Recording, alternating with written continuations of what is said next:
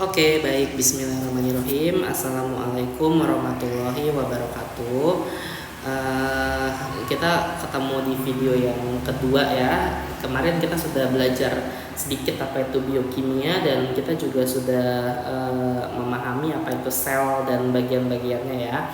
Nah, hari ini kita start ke biokimianya, yaitu tentang karbohidrat ya. Nah, jadi anak-anak sekalian, apa sih yang dimaksud dengan karbohidrat itu sendiri? Karbohidrat itu sendiri sebenarnya adalah singkatan dari karbo, yaitu berasal dari kata karbon. Hidrat itu berarti dia bahasa artinya air ya. Dimana kita tahu karbon itu sendiri memiliki atom C ya kan, simbolnya C. Air atau hidrat dia memiliki rumus molekul yaitu H2O, sehingga dia ada C-nya, ada H-nya, ada O-nya. Nah, sehingga dia memiliki rumus umum yaitu CX HY OZ, di mana X, Y, Z-nya itu angka. Contoh misalnya, Bapak punya yang namanya sebuah glukosa. Glukosa itu adalah C6H12O6. Berarti ini adalah X-nya, ini adalah Y-nya, dan ini adalah Z-nya. Paham ya sampai sini ya? Kayak gitu.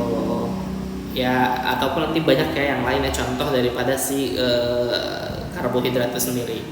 Ya, karbohidrat itu sendiri dia sebenarnya karbohidrat itu sendiri adalah sebuah gula, ya artinya itu sebuah gula, di mana gula itu memiliki nama Latin yaitu sakarida, seperti itu ya. Makanya nanti kita kenal ini sakarida gitu ya artinya ya. Artinya gula, seperti itu.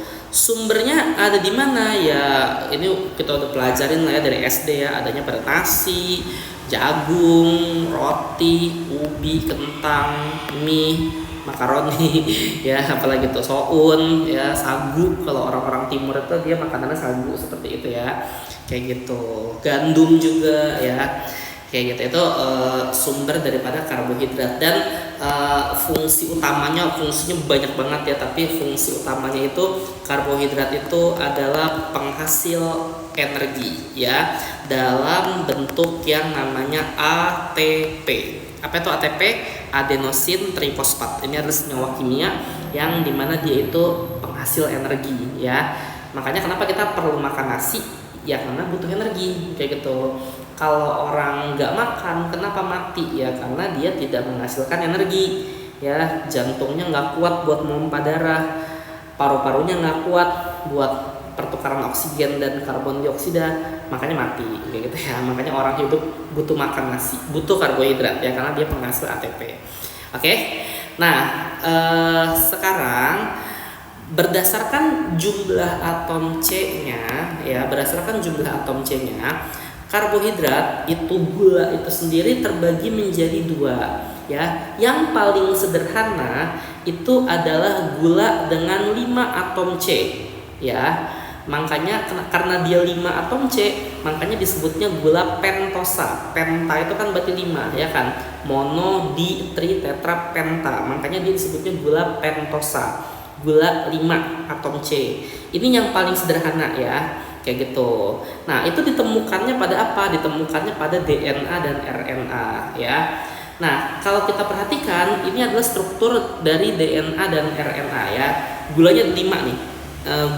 C itu kan ada di setiap titik sudut 1, 2, 3 begitu ya.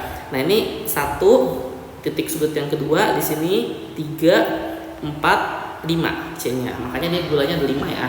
Disebutnya gula pentosa. Nah, di mana gula pentosa ini sendiri ada yang golongan DNA, ada golongan RNA. Bedanya di mana sih Pak? Bedanya sebenarnya cuma satu ya. Kita perhatikan. Kalau DNA ini bedanya ada di warna biru. Kalau RNA bedanya ada di warna merah. Apa bedanya? Di RNA ya ada oksigen. Bedanya itu doang sebenarnya ya. Sehingga kalau misalnya DNA itu singkatannya adalah deoksiribonukleik acid. Ada kata-kata deoksi, berarti dia kehilangan oksigen seperti itu. Kalau di RNA kan ribonucleic acid ya, sudah dia tidak kehilangan oksigen. Nah, ini simpel ya sebenarnya, bedanya cuma ada O sama nggak ada O doang kan, tapi dia memiliki fungsi yang berbeda.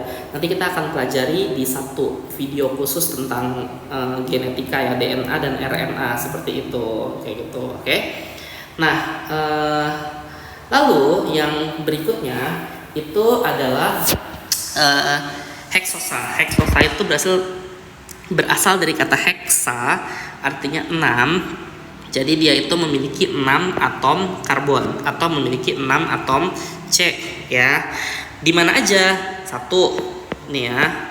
2, ini 3, ini 4, ini 5, ini 6. Nah, ini gula yang sering kita pelajari. Basic daripada sebuah gula itu adalah kebanyakan adalah gula heksosa ya, atau gula dengan 6 atom C. Yang kita pelajari di bab ini itu heksosa seperti itu ya. Nah, lalu berikutnya tadi kan berdasarkan jumlah atom C-nya, sekarang berdasarkan gugus fungsinya. Berdasarkan gugus fungsinya ada yang namanya gula aldosa. Berarti dia ini mengandung yang namanya sebuah aldehida seperti itu ya. Kok pakai ginian sih? Pakai ginian aja deh. Mengandung yang namanya sebuah aldehida. Masih ingat ya? Gugus fungsi aldehida itu adalah C yang paling ujung mengikat O sama mengikat H. Nah, di mana letaknya? Contoh misalnya ya. Gula yang mengandung aldosa itu adalah ini ya, yang digambar ini. Nih kita perhatikan nih, C yang paling ujungnya dia mengikat O sama mengikat H. Sehingga gula ini disebut sebagai gula aldosa, mengandung aldehid. Paham ya sampai sini ya?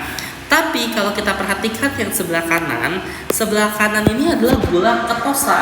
Berarti dia mengandung yang namanya keton. Nah, kalau kita perhatikan di sini kebetulan sudah digaris merahin ya, gitu ya.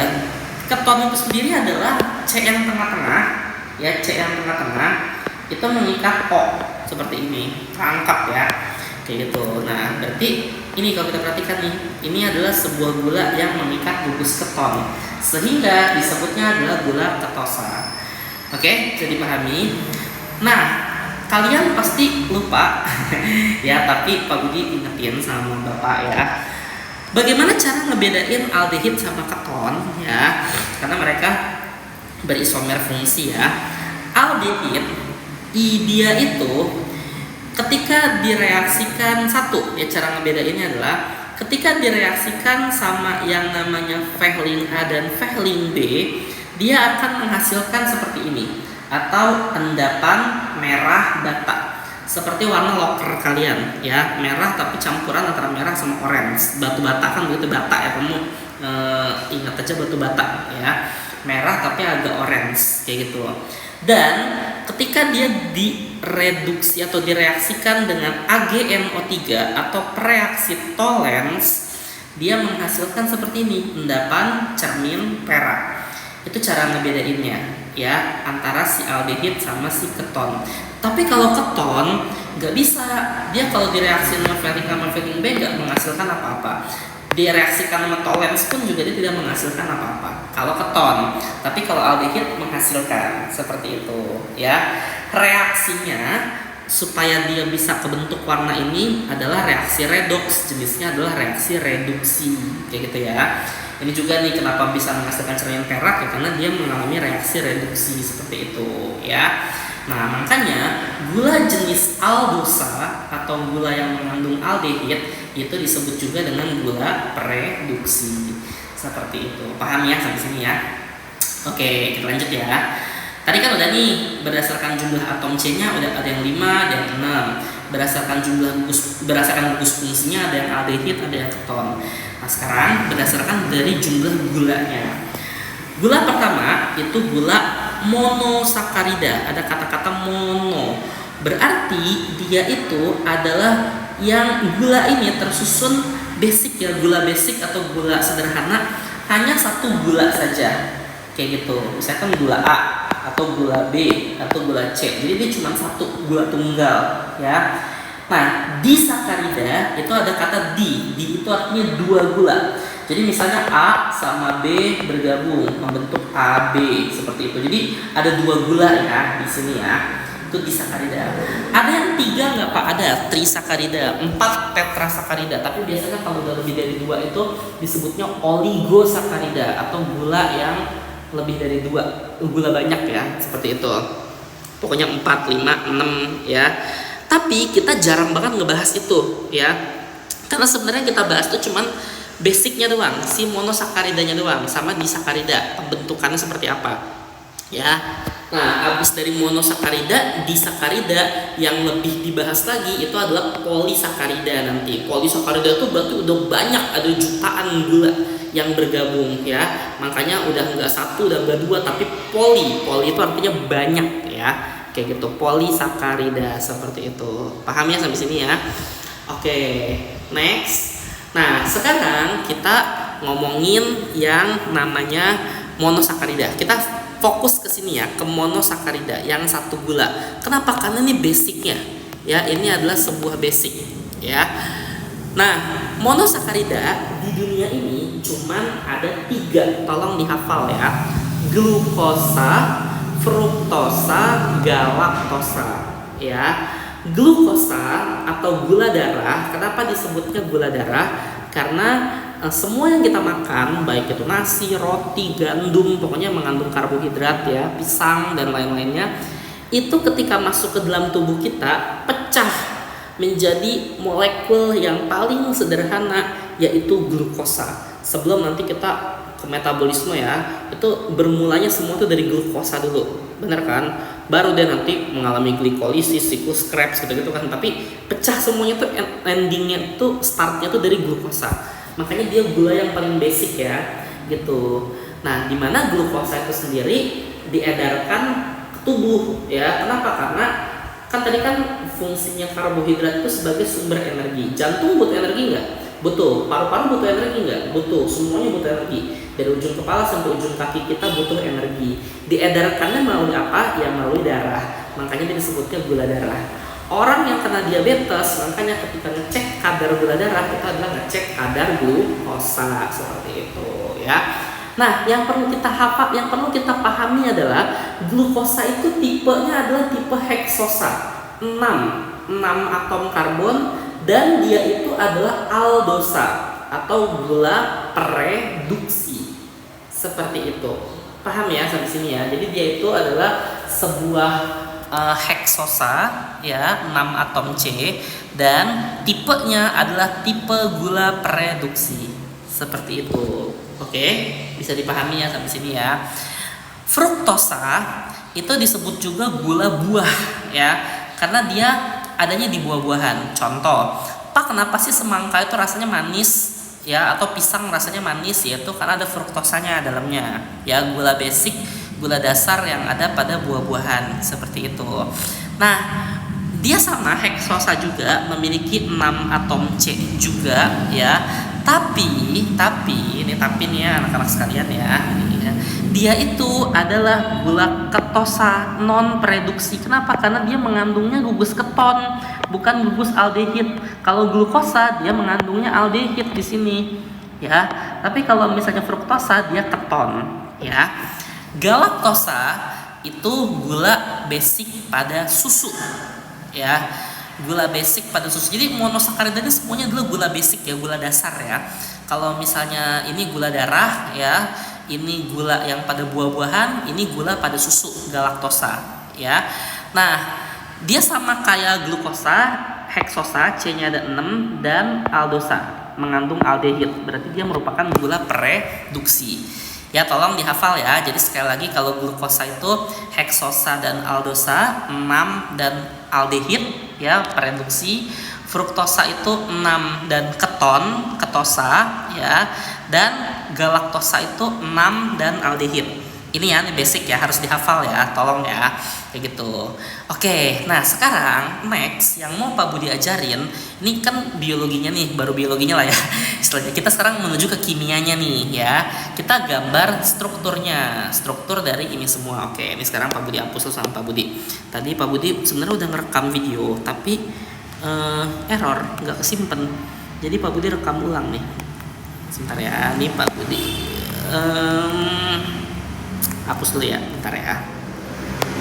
Oke, ntar Pak Budi ajarin dari ulang. Ini juga hapus.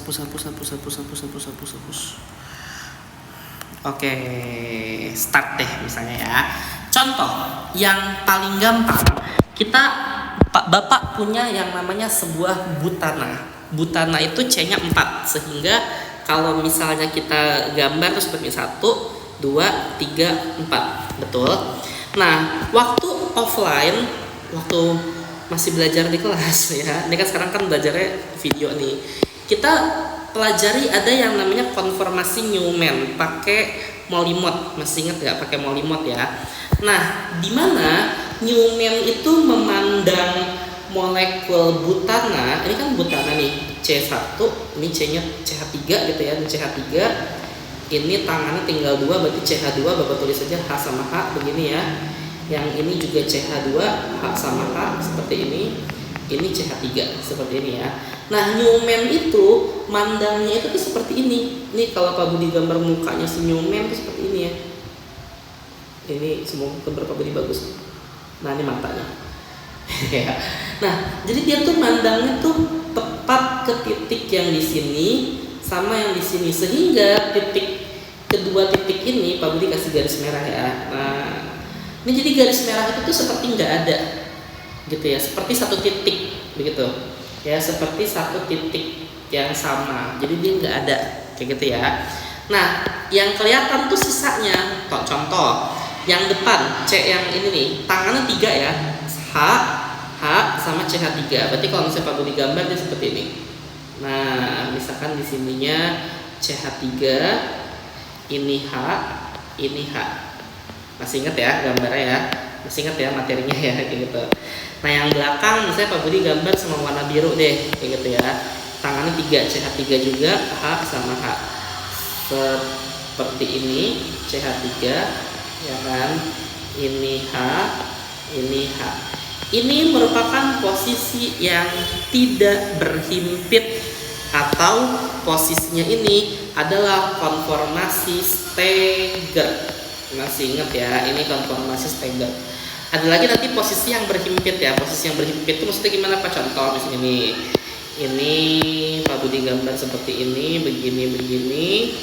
Terus ini juga sama ya, ini begini, ini begini, ini. Nah, ini masih ingat ya? Ini CH3 gitu kan, ini H, yang ungu juga sama, ini CH3, ini H. Nah, ini adalah konformasi eclipse, seperti itu ya. Nah, ini adalah proyeksi Newman.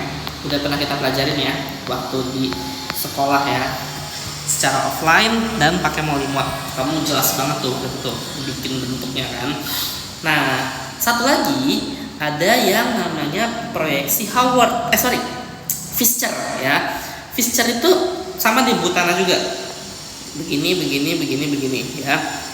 Ini CH3, ini CH2, H sama H ya. Ini H sama H. Ini CH3. Nah, Howard itu mandangnya tuh dari atas begini ya. Jadi benar-benar dari atas. Nah, seperti ini. Ini mukanya Howard ya misalnya ya. Jadi dia memandang satu molekul tuh benar-benar dari atas gitu ya. Sehingga kelihatannya ya. Enggak tahu nih khayalannya si Howard ya. Dia itu tuh rantai utamanya itu seperti sebuah garis yang lurus. Padahal kan nggak lurus kan ya, nggak lurus gitu. Tapi yang Pak Budi merahin ini seperti sebuah garis lurus gitu ya.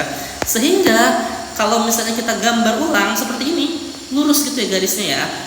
Ini atom C yang pertama, ini Pak Budi kasihnya ya. Ini atom C1, ini atom C2, ini atom C3, ini atom C4. Atom C1 itu di sini CH3. Atom C4 juga sama CH3. Nah, atom C yang kedua itu punya 2 tangan kiri kanan, bener nggak? H sama H, bener ya? H sama H. Atom C yang ketiga juga punya tangan kiri kanan, H sama H. Nah, sehingga nanti dia itu bentuknya akan seperti ini. Ini adalah proyeksi Fischer. Seperti itu. Ya, jadi si Fischer itu mandang molekul tuh dari atas gitu ya. Sehingga kelihatan seperti garis lurus. Nggak tahu deh gimana kok hayalannya si Fischer ya, pokoknya intinya kayak gitu. Oke. Nah, seperti itu ya. Oke, nah sekarang yang kita pakai adalah yang Fischer ya. Kita akan belajar gimana cara bikin 3 ini nih. Si glukosa, fruktosa sama galaktosa ya. Nah, sekarang kita ngomongin dari glukosa dulu. Oke. Satu hal yang harus kalian tahu adalah tadi glukosa itu merupakan gula yang memiliki 6 atom karbon. Kenapa? Karena dia gula heksosa. Benar ya, nih heksosa. Jadi dia memiliki 6 atom karbon. Yuk kita gambar yuk. C-nya ada 6 ya. 1 gitu kan.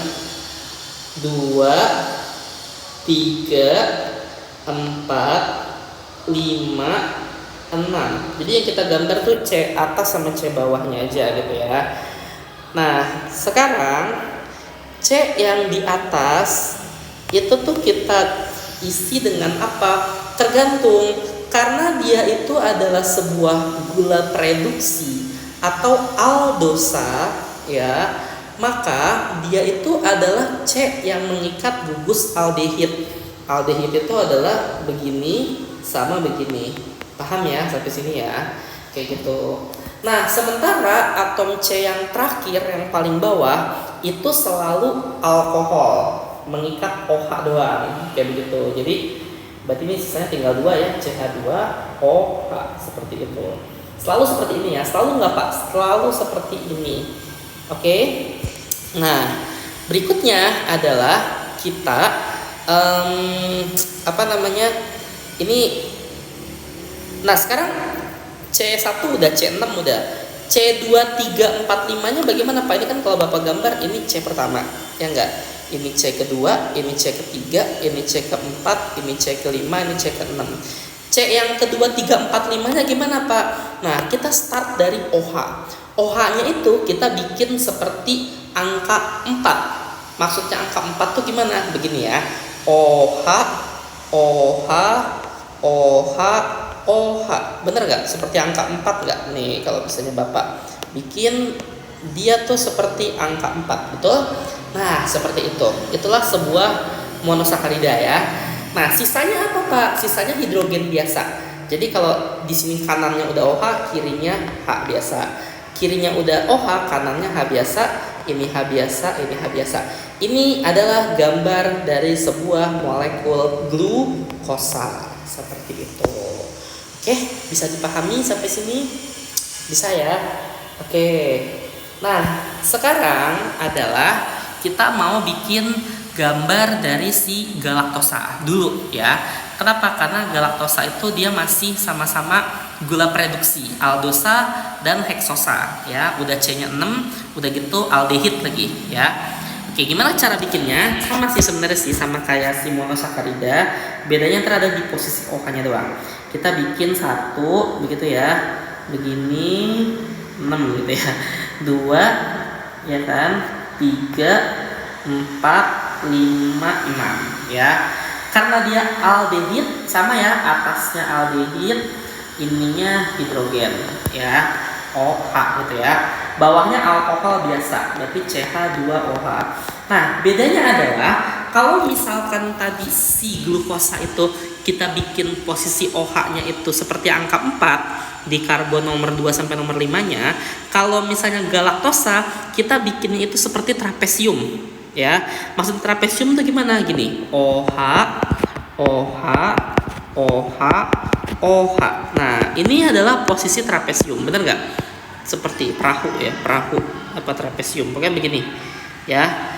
Ngerti nggak apa D terbalik? Ya pokoknya terserah kamu deh, mau trapesium kayak mau huruf U kayak U juga bisa ya, mau D terbalik kayak seperti itu. Begini ya, ini adalah sebuah galaktosa seperti itu, galaktosa. Nah, berarti di sini hidrogen, di sini hidrogen, di sini hidrogen, di sini hidrogen. Oke. Nah, sekarang terakhir kita bikin yang namanya fruktosa. Nah, ini bedanya cuma ini agak sedikit beda ya. Kenapa? Fruktosa itu oke, dia sama-sama 6, tapi dia itu mengandung keton di sini. Nah, bagaimana Pak cara bikinnya, Pak? Cara bikinnya adalah kita nyontek dari glukosa. Bapak ini ya, Bapak apa namanya? Duplikat ya. Duplikat. Kita Brahma. Duplikat ke sebelah sini ya. Nah, ini kita masih kosong semuanya. Ya kan? Oke. Cara bikinnya bagaimana Pak? Sebenarnya gini, cara bikinnya ngikutin glukosa apa galaktosa? Ngikutin glukosa, ngikutin angka 4 ya, ngikutin angka 4. OH, begitu kan? OH sama OH. Awalnya begini nih, awalnya nih ya. Tapi masalahnya fruktosa itu sebuah gula keton, ya enggak? Gula keton itu berarti di sini kita harus menyingkirkan aldehidnya, ya enggak? Berarti atom C nomor 1-nya enggak boleh aldehid. Terus gimana Pak? Ya jadi kan dia alkohol biasa seperti atom C nomor 6 ya, CH2OH. Yang namanya keton itu atom C tengah-tengah, adanya itu posisinya di atom C tengah-tengah ya. Berarti kalau enggak 2, 3, 4, 5. Yang mana yang kita korbankan? Yang kita korbankan adalah yang nomor 2. Ini jadikan sebuah keton ya. Nah, begini keton. Nah, sehingga ini tangannya enggak ada kan? Kenapa tangannya enggak ada? Karena tangannya itu sudah 4, benar enggak? Dan 4 kan tangannya kan 1, ya enggak? 2, 3, 4. Nggak boleh tambahin 5 di sini, nggak boleh ya, kayak gitu. Dah, sisanya sama gitu ya, tinggal tambahin hidrogen kayak gitu ya. Jadi contek dari glukosa, atom nomor 2-nya jadiin keton, atom nomor 1-nya jadikan alkohol biasa, seperti itu. Oke, bisa dipahami ya sampai sini ya anak-anak sekalian. Jadi ini adalah struktur dari monosakarida, glukosa, galaktosa, dan fruktosa. Oke, nah sekarang kita ngomongin glukosa dulu ya. Ini contoh glukosa. Pak Budi punya yang namanya sebuah glukosa. Kita copy ke halaman berikutnya. Sip, seperti ini. Ini kita hapus sama kita ya. Oke, nah jadi kita coba perhatikan atom C yang nomor 5. Atom C nomor 5 itu 2 sebelum terakhir ya berarti ya. Pokoknya atom C 2 sebelum terakhir. Atom C nomor 5 lah ya. Posisi OH-nya di mana? Di kiri apa di kanan? Kanan Pak. Oke, ya kanan ya. Ini kalau di video begini makanya nih Pak Budi yang nanya, Pak Budi yang jawab ya. Nah, maka glukosa jenis seperti ini yang OH-nya itu ada di sebelah kanan, ini adalah glukosa jenis D, atau yang tadi barusan Pak Budi hapus, ini adalah jenis dextro. Apa itu dextro? Jadi dia itu memutar bidang polarisasi cahaya ke sebelah kanan. Maksudnya gimana Pak? Kalau kita udah ngomongin cahaya, berarti dia memiliki yang namanya isomer optik ya. Apa itu isomer optik? Isomer optik itu C-nya kiral, mengikat 4 atom C yang berbeda. Maksudnya gimana? Coba nih, perhatikan C yang nomor 2 ya. Tangan kanannya ngikat OH, tangan kirinya ngikat hidrogen, atasnya ngikat aldehid, bawahnya ngikat mereka semua. Beda-beda kan 4-4-nya kan?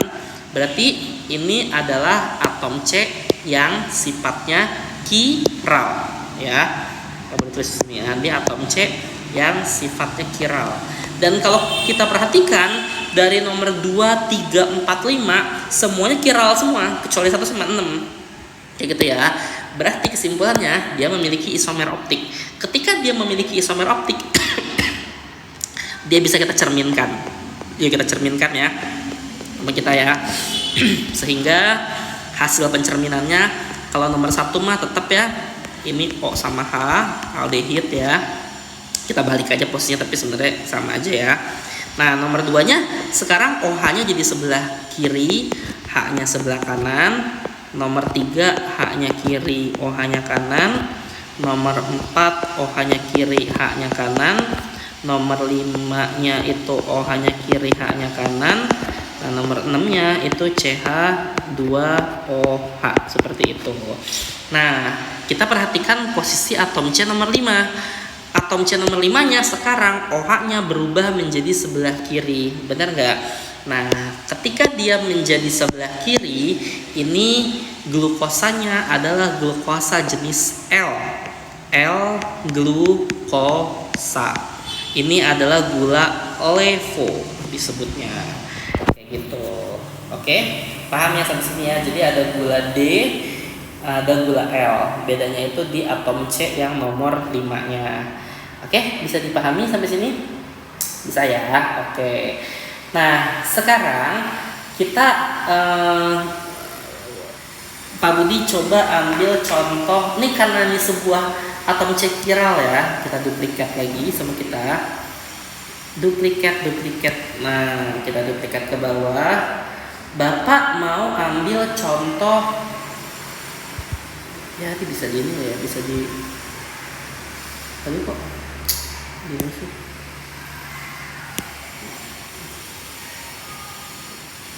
Mana sih? Bisa diperkecil nggak sih ini?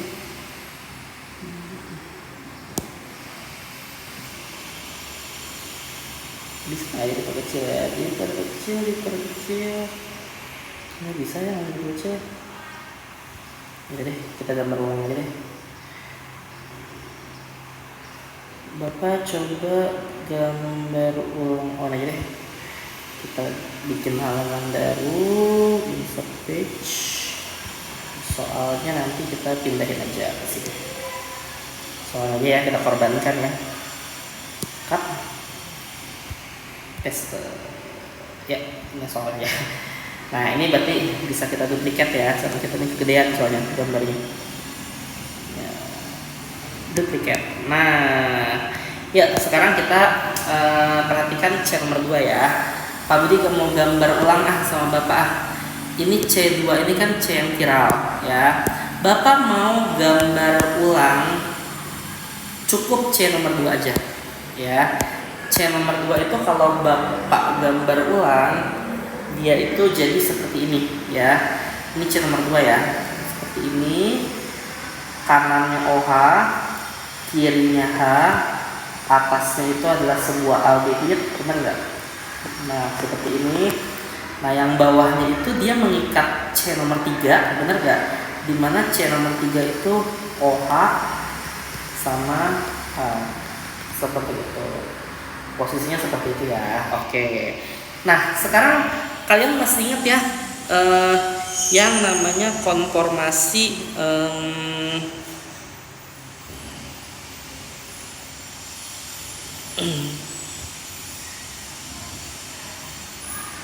sebentar.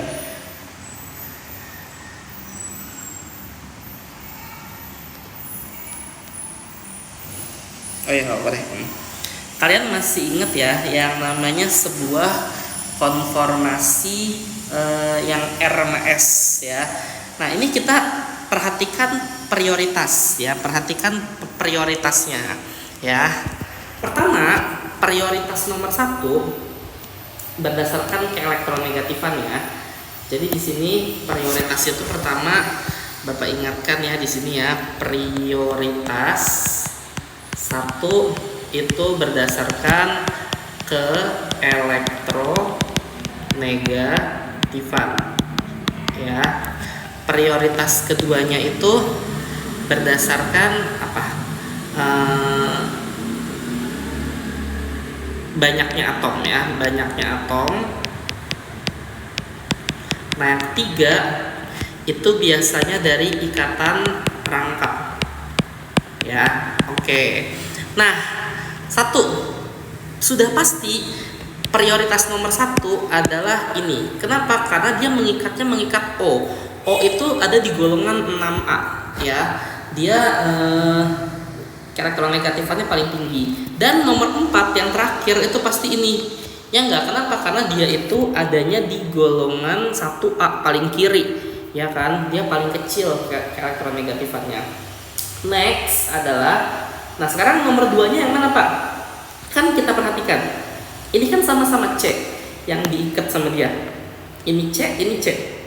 Dan berikutnya kita lihat sama kita. C-nya itu sama-sama mengikat O. Ya enggak? Ini mengikat O, ini mengikat O. Tapi bedanya adalah C yang atas itu mengikat O dengan ikatan rangkap. C yang bawah dia mengikat O dengan ikatan tunggal seperti ini ya. Sehingga di sini ya kita itu bisa memenangkan yang memiliki ikatan rangkap duluan ya. Jadi di nomor 2-nya, ini nomor 3-nya seperti itu. Nah, masih ingat ya, Fischer itu selalu ngebelakangin yang nomor 4. Jadi mukanya itu dia tuh ngebelakangin yang nomor 4. Ya, jadi kalau misalnya di sini ada sebuah mukanya Fischer gitu ya. Nah, dia tuh ngebelakangin si hidrogen, melihatnya itu ngebelakangin si hidrogen, begitu ya. Nah, sehingga hidrogennya nggak kita ambil sama kita, dia tuh cuman ada 3 saja. Begini ya, 1, 2, 3. Masih ingat ya? Oke.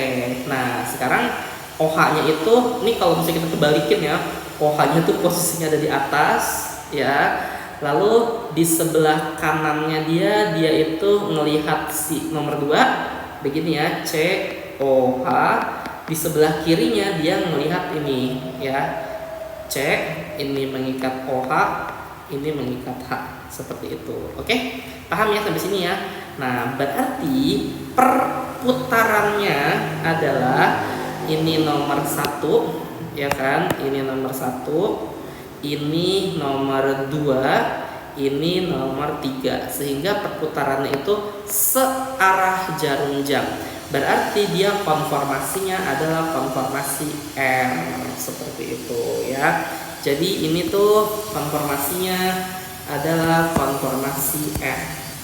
Oke, sekarang Bapak mau bandingin sama si atom karbon yang nomor 3 ya. Kita bandingin sama atom C yang nomor 3. Kita gambar ya di sini ya. Atom C yang nomor 3 itu kita bikin ke bawah deh sama kita deh sini ya. Nah, atom C yang nomor 3 kita bikin ke bawah sama kita bikin begini ya sama kita ya.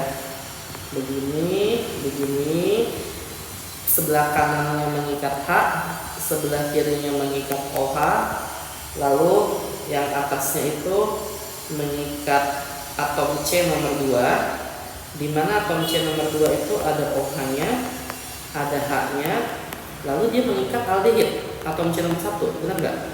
Begitu ya. Nah, yang bawah itu atom C nomor 4, di mana atom C nomor 4 itu mengikat OH sama H, terus mengikat lagi atom C nomor 5, OH sama H. Yuk kita bikin ya. Pak, banyak banget sih Pak bikin. Ya sebenarnya ini kita buat ngomongin priority aja sih ya, prioritas aja ya sebenarnya ya. Pasti prioritas nomor 1-nya O, ini nomor 4. Prioritas nomor 2-nya yang mana Pak? Yang atas atau yang bawah? Nah, kita lihat dulu faktor-faktornya nih ya. 1, sama-sama karbon.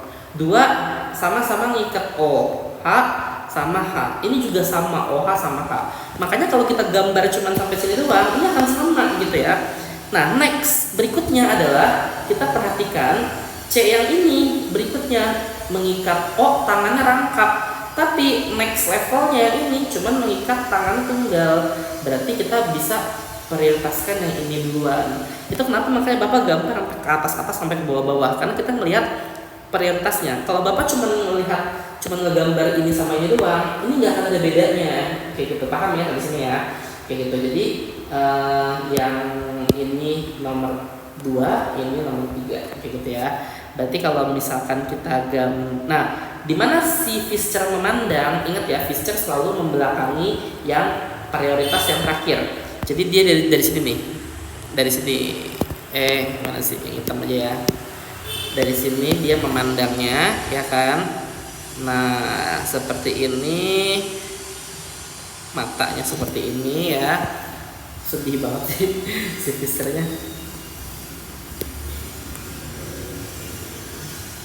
Nah, senyum ya. Oke. Nah, jadi 4-nya nggak usah kita tulis, cukup 3 saja ya. Seperti ini, seperti ini.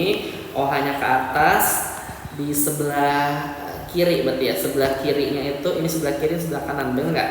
Kamu bayangin muka kamu, mukanya Fischer ya, berarti kan atas kiri, bawah kanan kan.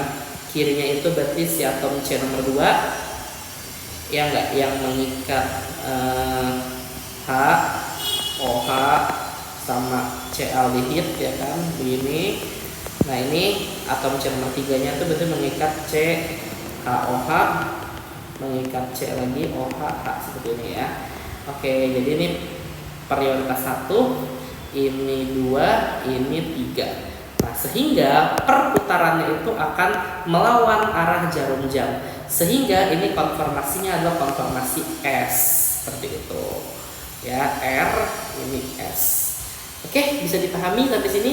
Oke, nanti lanjutkan ya. Keempat ini apa, kelima ini apa. Dan Pak Budi kasih latihan deh. Nah, latihannya itu ini, tentukan konfigurasi RS dari tiap atom C kiralnya. Berarti kalau nomor 1 enak nih, gampang nih, cuman ini doang.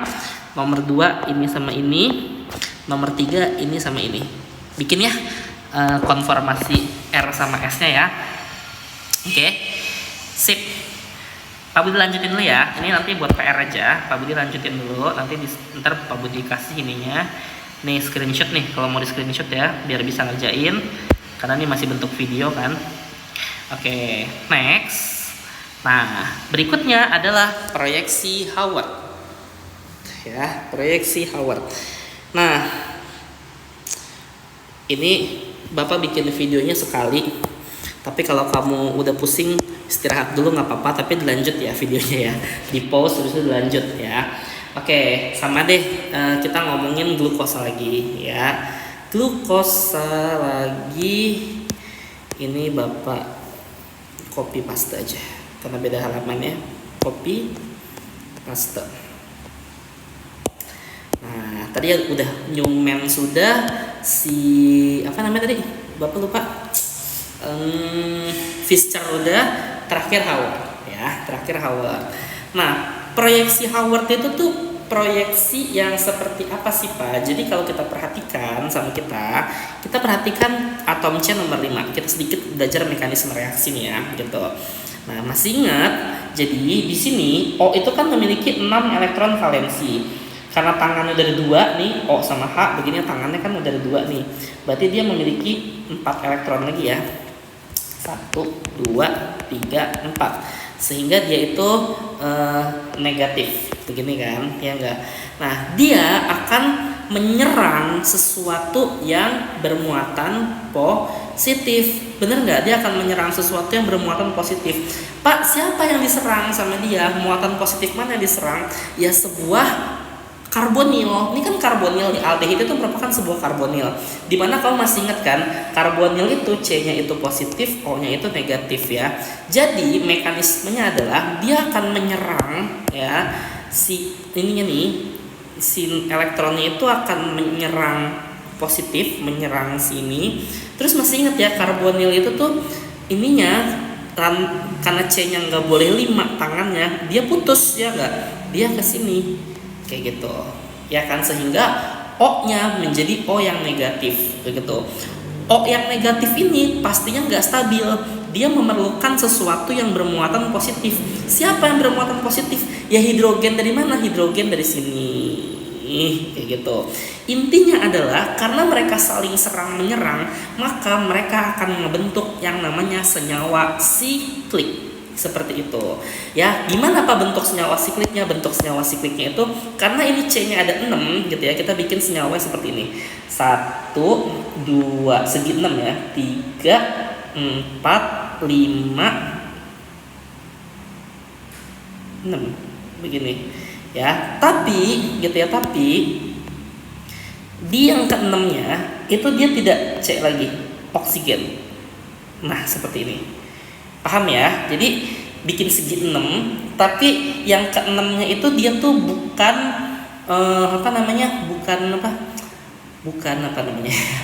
bukan C lagi, tapi oksigen. Ya, paham ya sampai sini ya? Lah Pak, kalau misalnya yang satu udah diambil alih sama oksigen, berarti C-nya tinggal 5 dong Pak. 1, 2, 3, 4, 5. Iya. Nah, makanya supaya C-nya 6 bikin satu garis ke atas seperti ini. Oke, paham ya sampai sini ya. Nah, yuk sekarang kita tempat-tempatin yuk atom C nomor 1 di mana. Ini kan ada 1 sampai 6 nih atom C-nya nih. 1 di mana, 2 di mana, 3 di mana, 4 di mana, 5 di mana, 6 di mana. Oke, caranya adalah anak-anak sekalian, si struktur ini kita putar 90 derajat. Jadi kita tidurin sama kita. Kebayang nggak? Kita tidurin. Ini putar 90 derajat tuh berarti ditidurin gitu ya. Sehingga kalau misalnya Bapak tidurin tuh jadi seperti ini. Gimana nih ya? Ini kita tidurin sama kita ya. Ini atom C nomor 1, ini atom C nomor 6. Kebayang nggak? 2, 3, 4, 5. Ini Bapak nggak, gimana sih caranya ya di pola notes itu kalau misalnya diputar gitu ya, atau tidurin gitu ya Bapak. Nah ya, sehingga kalau kita tidurin kan ini mah tetap aldehid ya enggak, nomor 1 mah tetap aldehid. Nah nomor 2 kalau kita putar ke bawah 90 derajat, OH-nya jadi di bawah, ini jadi di atas hidrogennya, bener nggak? Tapi atom C nomor 3 hidrogennya di bawah, OH-nya di atas. Ngerti nggak? Kamu coba deh putar layar kamu deh kayak gitu ya, sebenarnya cuma muter layar doang, muter layar kamu 90 derajat sehingga dia tiduran. OHH, OHH, ini CH2, OH, seperti itu. Kebayang kan? Kebayang ya? Insya Allah kebayang ya. Insya Allah kebayang seperti itu ya. Oke, nah sekarang kita start dari yang namanya atom C nomor 1 ya. Atom C nomor 1. Nah, perhatikan. Atom C nomor 1 itu tadi setelah melakukan serang menyerang ya, ininya rangkapnya tuh udah nggak ada. Ya, ini rangkapnya nih udah kagak ada gitu ya. Terus dia itu ngiket OH. Kebayang nggak? Dia ngiket OH seperti itu, ya kan? Karena ininya udah nggak ada, terus dia ngiket OH seperti itu. Jadi nih atom C nomor 1 di sini dia itu ngiket OH, ya atom C nomor 1 di sini nih. Ini atom nomor 1, ini nomor 2, ini nomor 3, ini nomor 4, ini nomor 5, ini nomor 6. Kebayang ya, kayak gitu. Nah sekarang atom C nomor 2, ini yang nomor 1. Nomor 2 itu OH-nya di mana posisinya? Di bawah, bener nggak? Ya udah, berarti kita gambar OH-nya di bawah. H perlu digambar nggak Pak? Nggak usah. Hidrogen nggak perlu digambar. Hidrogen tuh jarang banget ditulis ya. Nomor 3, hidrogennya adanya OH-nya ada di mana? Di atas. Berarti kita gambar OH-nya tuh ke atas seperti ini. Oke. 4 itu OH-nya adanya di mana? Di sini, di bawah, ya nggak? Berarti gambarnya ke bawah seperti ini. Oke, seperti itu. Nah, nomor 5 dia itu adalah OH-nya tuh ada di bawah juga, kayak begitu ya. Makanya OH-nya di sini. Nah, nomor 6 itu adalah CH2OH ya. Jadi dia mengikat OH seperti ini. Ya kan? Oke. Nah, ini adalah proyeksi Haworth dari yang namanya glukosa ya, D-glukosa. Nah, bentuk seperti ini namanya adalah bentuk hemiasetal. Ya, waktu itu kita udah pernah belajar ya, waktu belajar karbonil ya. Ini pembentukan hemiasetal seperti itu, ya. Nah, di sini kenapa sih Pak? Yang anehnya adalah, yang uniknya adalah dia itu di sini OH-nya itu Pak Budi kasih seperti ini ya. Seperti garis bendera seperti ini. Ya. Nggak ke atas, nggak ke bawah. Kenapa dia bisa nggak ke atas, nggak ke bawah? Karena C yang di sini adalah C anomer disebutnya, ya. Atom C yang di sini itu disebutnya adalah atom C yang anomer. Maksudnya C anomer itu apa? Jadi ketika si aldehid itu diserang ya sama si OH, ini kan tadi kan kita ngomongin lagi mekanismenya nih ya, ngomongin lagi yang namanya mekanismenya. Kan tadi kan awalnya dia itu adalah sebuah aldehid RCOH yang dia itu nyerang yang bawah, bener nggak? Ya kan? Ini kan tangannya putus nih. Tadi kan mekanismenya begitu ya, tangannya putus terus ke sini ya nggak? Sehingga dia itu menjadi RCOH H begitu kan ya, kayak begitu ya, ininya negatif gitu ya. Nah habis itu berikutnya adalah karena dia itu sudah sudah dia kan pindah kan dia kan. Habis itu kan dia kan ke bawah tuh, ke OH tuh. OH-nya tuh bisa nyerang dari atas, bisa nyerang dari bawah gitu, bisa masuk ke atas, bisa masuk ke bawah. Seperti itu. Intinya adalah kenapa Pak Budi di sini gambarnya nggak ke atas nggak ke bawah? Karena di sini bisa kita bikin dua versi kayak gitu ya. Versi pertama adalah versi yang ke atas. Ini ya. Mana sih? Nih ya, versi yang pertama itu versi yang ke atas.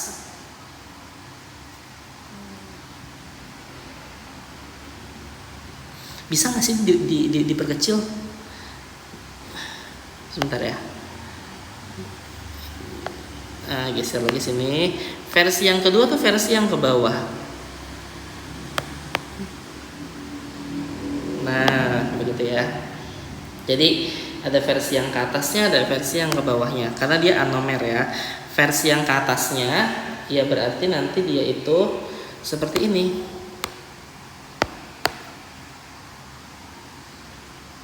OH ini nomor 1 ya di sini ya.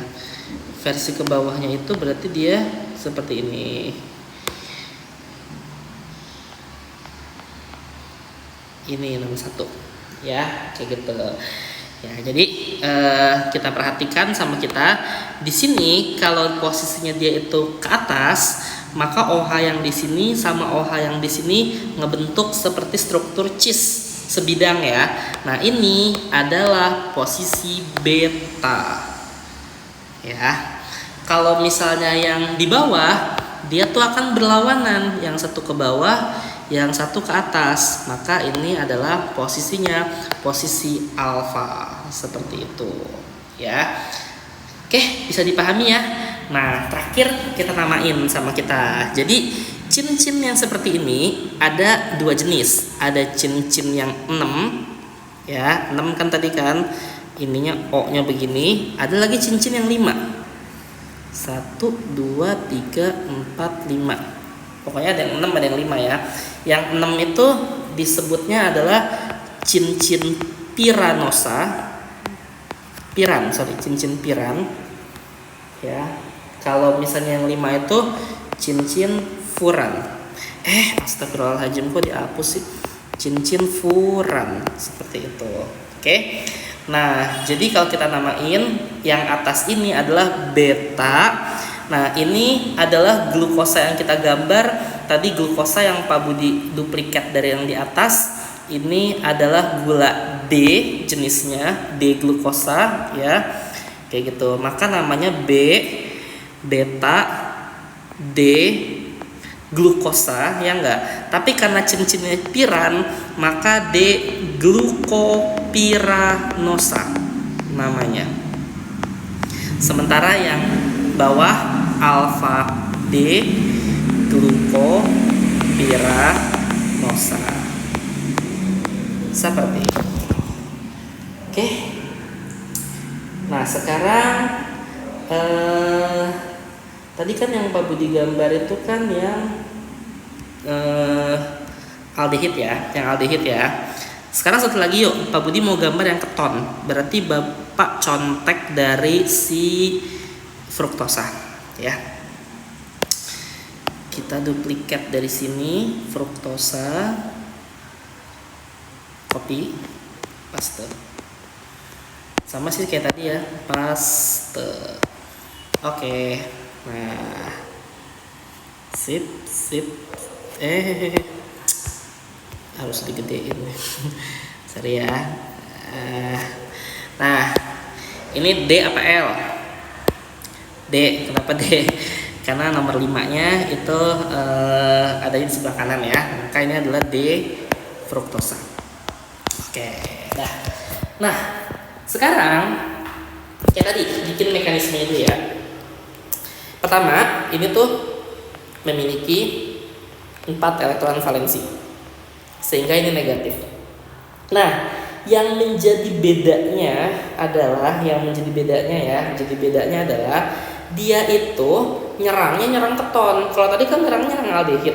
Aldehid itu ada di C nomor 1, ya enggak? Nah, yang ini nyerang keton. Ketonnya ada di C nomor 2, sehingga nanti si ini mekanismenya ya, ini nyerangnya tuh ke sini. Kayak gitu. Ini positif kan, ini negatif kayak gitu. Tangannya putus satu, ya kan? Ininya jadi negatif, ininya mencari sesuatu yang positif, berarti nyerangnya ini. Intinya dia itu ngebentuk sebuah cincin, ya, ngebentuk sebuah cincin, tapi cincinnya itu sekarang jadi 5. Ya, cincinnya jadi 5. Kenapa? Karena dia sikliknya itu, ngelingkernya itu bukan di atom C nomor 1, melainkan di atom C nomor 2. Karena dia nyerangnya kan dari nomor 2 tadi kan. Benar nggak? Seperti itu, nyerangnya di nomor 2, sehingga dia tinggal 5 bentuknya. Kalau kita gambar berarti bentuknya seperti ini. 1, ini O, 1, 2, 3, 4, 5. Begitu. 1, 2, 3, 4. Dia cincinnya cincin 5 ya. Kayak gitu. Oke. Nah, ini nanti kalau misalnya cincinnya 5 seperti ini, berarti dia itu di sininya kan tadi kan terjadinya tuh di nomor 2. Berarti nomor 2-nya di sini ya. Gimana ya? Pak Budi bagusin deh bentuknya deh. Ini biar ke atas gitu ya. Ini begini, 1 2 3 4 begini ya. Cincin 5 kan gitu.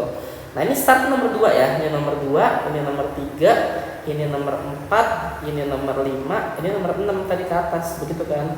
Kenapa startnya dari nomor 2? Karena mekanisme ini terjadinya di atom C nomor 2 tadi, ya kan? Bukan di atom C nomor 1.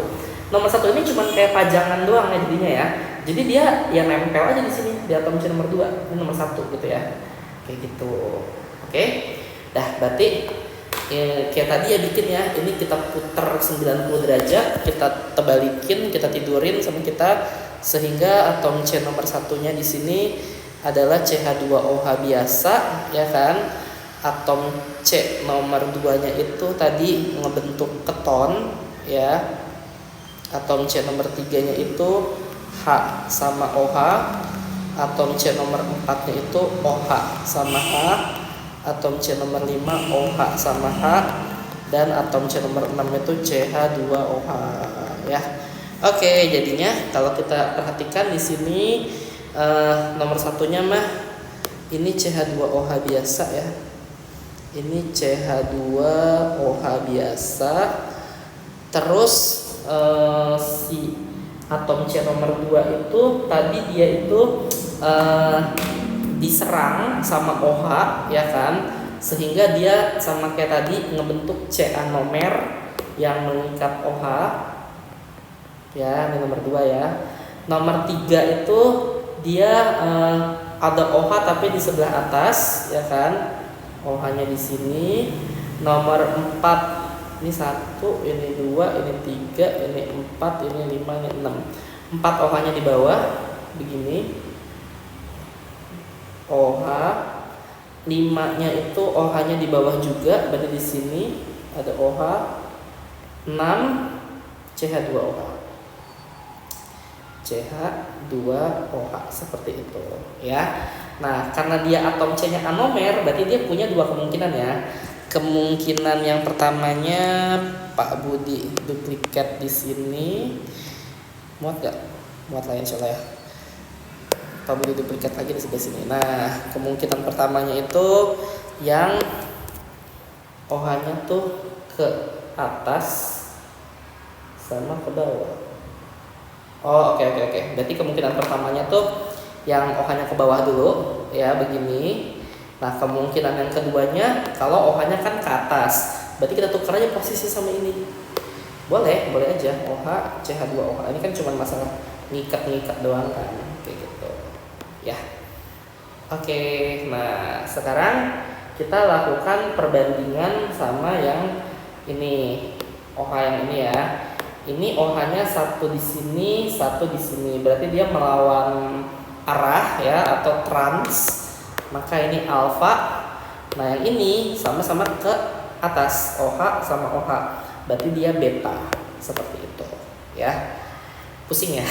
Ya beginilah ilmu kedokteran, farmasi dan lain-lainnya ya. Ini biokimia, kita ngomongin biokimia. Ya, jadi alfa.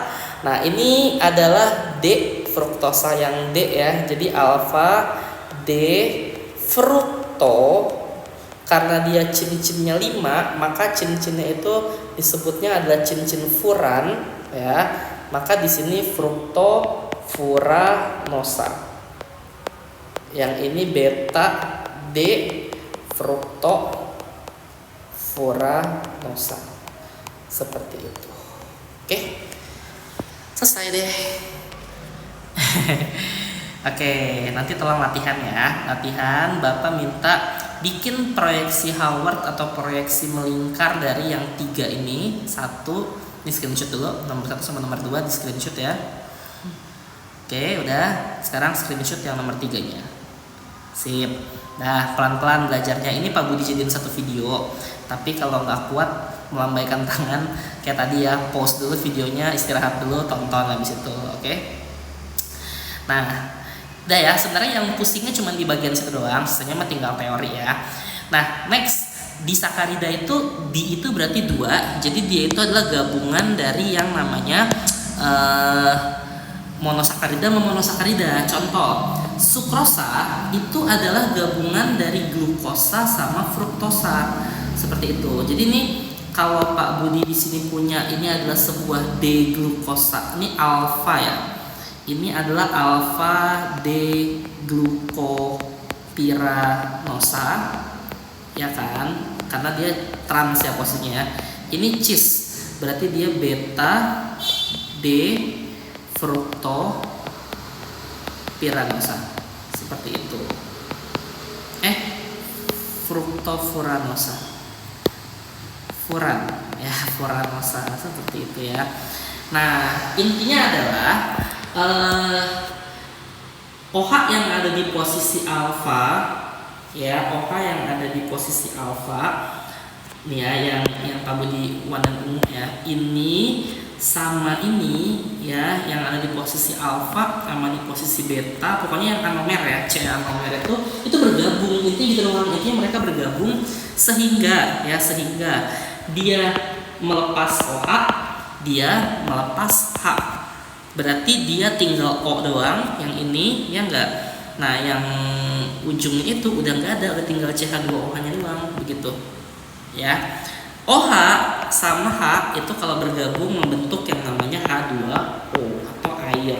Ya, jadi intinya adalah ini prosesnya seperti itu doang ya sebenarnya ya. Jadi ketika glukosa dan fruktosa bergabung itu membentuk yang namanya gula sukrosa atau yang kita kenal dengan nama gula pasir ya. Jadi gula yang ada di rumah kamu itu tuh ya, yang sering dipakai masak, dipakai bikin es teh manis, bisa dipakai apa segala macam bikin kue, itu adalah gula jenis sukrosa, hasil penggabungan dari glukosa dan fruktosa ya. Itu ngegabungnya seperti itu ya caranya.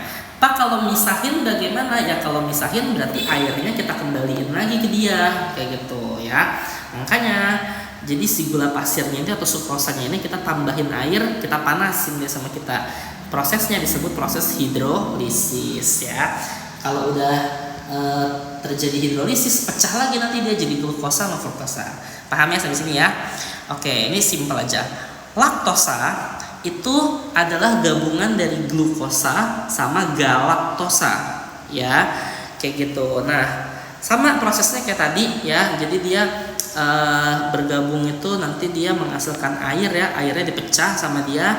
Dari mana? H-nya dari sini, OH-nya dari sini ya, nanti dipecah sama dia jadi air, kayak gitu kan. Kalau misalnya mau ngebalikin lagi jadi glukosa sama galaktosa, ya tinggal tambahin air ya. Laktosa itu adalah gula pada susu, seperti itu ya. Basicnya dari galaktosa tapi kompleksnya tuh dia gitu ya, laktosanya. Oke, paham ya sampai sini ya. Maltosa itu adalah gabungan dari 2 molekul glukosa. Jadi glukosa ketemu glukosa, seperti itu ya. Glukosa ketemu sama glukosa, ya sama kayak tadi gitu ya. Dia yang satu ngelepas OH, yang satu ngelepas H, jadi air ya, kayak gitu. Intinya kayak gitu ya, kayak gitu. Jadilah maltosa. Nah, ini gula yang ada pada permen gitu ya. gandum ya, malt ya. Malt itu apa sih? Gandum kan, malt ya. Seperti itu. Oke, bisa dipahami ya sampai sini ya. Jadi kesimpulannya, disakarida itu penggabungan dari dua monosakarida. Tadi ada yang namanya pertama sukrosa. Dia itu berasal dari glukosa ketemu fruktosa. Ya. Jadi ada U-nya ya. Terus ada laktosa.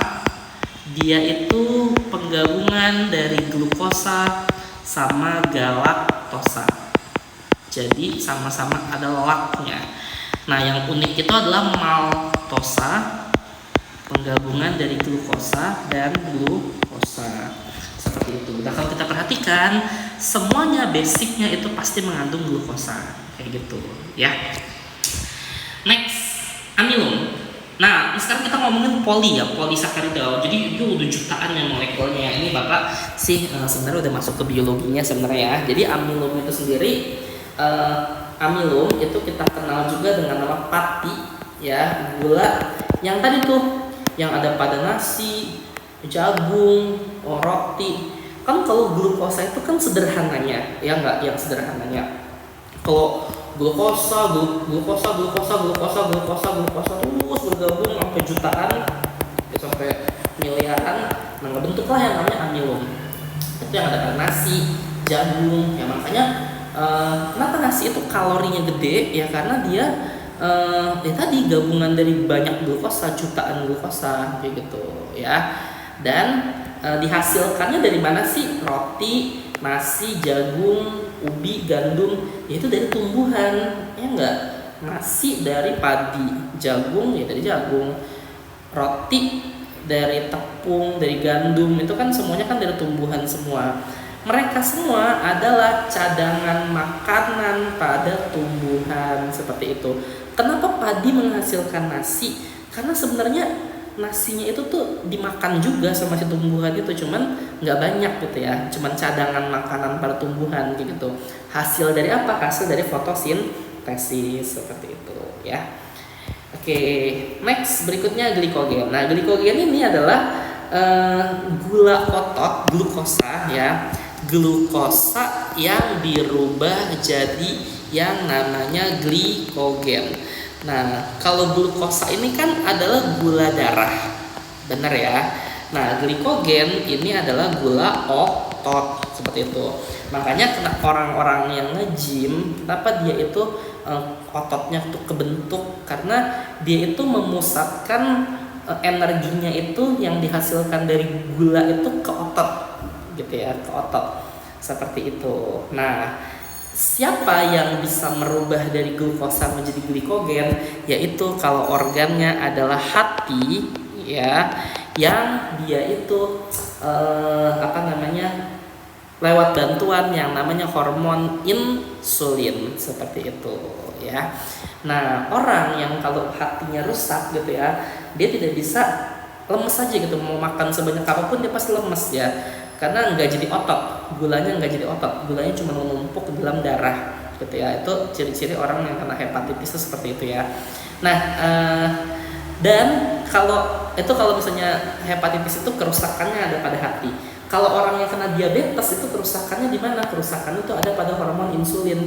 Jadi hatinya mah nggak apa-apa sebenarnya, cuman dia itu nggak bisa mentransfer dari glukosa jadi glikogen kayak gitu ya. Makanya jadi stuck di sini doang. Jadi kadar gula darahnya tuh tinggi gitu ya, kayak gitu. Karena dia kerusakan terjadi pada hormon insulin. Makanya orang yang kena diabetes itu harus suntik hormon insulin dulu sebelum makan kan, kayak gitu. Paham ya abis ini ya, itu glikogen.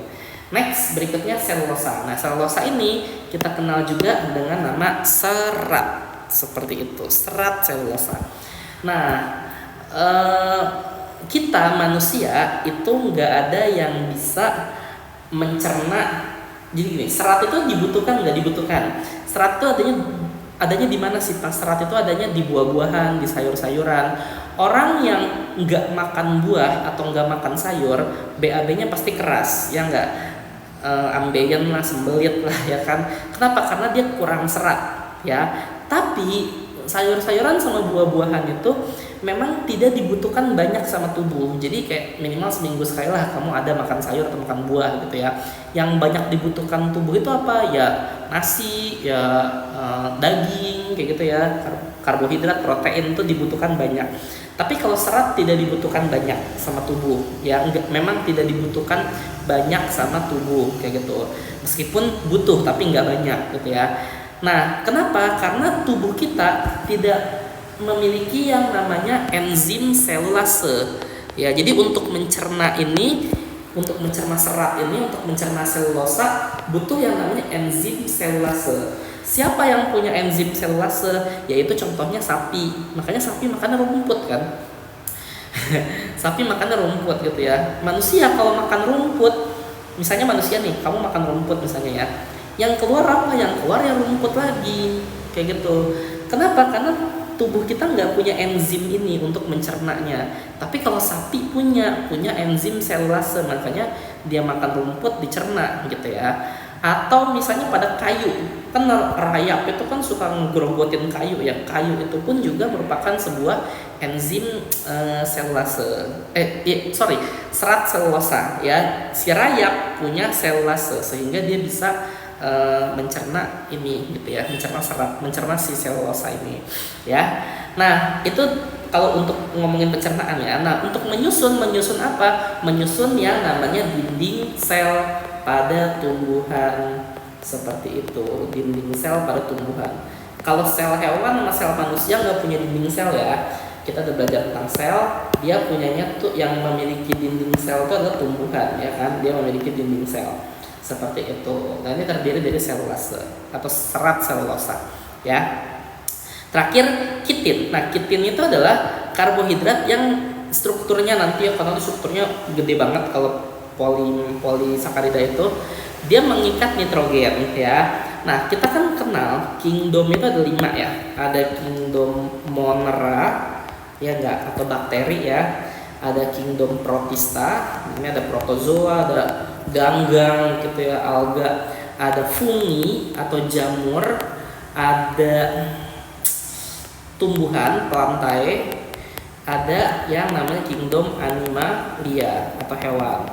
Nah, siapa yang memiliki dinding sel ini? 2 ini ya, fungi sama plantae. Tapi plantae itu, tumbuhan itu dia terbuat dari selulosa. Tadi ya, dinding selnya ya terbuat dari selulosa. Kalau jamur atau fungi dia terbentuk dari yang namanya zat kimia namanya kitin seperti itu ya. Atau selain pada dinding sel jamur ditemukan juga pada arthropoda. Arthropoda itu adalah hewan berbuku-buku apa sih ya? Jadi dia tuh berlapis-lapis ya. Lihat deh, tubuhnya si laba-laba itu kan berlapis-lapis kan? Ya enggak? Ya. Ini lapisan 1, ini lapisan 2, lapisan 3. Jadi dia berlapis-lapis kan tubuhnya kan. Kayak gitu. Dan dia memiliki kerangka luar ya biasanya ya. Kerangka luarnya itu tuh terdiri dari kitin. Ya, exoskeleton ya, dia memiliki kerangka luar. Ya sama kepiting pun juga dia memiliki si tuan crab ini termasuk hewan arthropoda juga, berbuku-buku juga. Dia kan kulitnya kan keras kan di luar kan. Nah, kenapa kulitnya keras? Karena dia itu sebenarnya adalah kerangka ya, dia kerangka luar kayak gitu. Kerangka luarnya dia memiliki itu kitin ya, terdiri dari kitin. Oke, jadi paham ya? Sip deh. Selesai materi tentang karbohidrat, berarti besok Pak Budi lanjutin materi tentang protein ya. Oke, selamat belajar. Tolong yang tadi latihannya dua latihan itu dikerjakan ya, yang bikin proyeksi Howard dan bikin konformasi RMS seperti itu. Oke, itu saja yang Pak Budi bisa sampaikan di materi kedua biokimia ini. Kurang lebihnya mohon maaf. Assalamualaikum warahmatullahi wabarakatuh.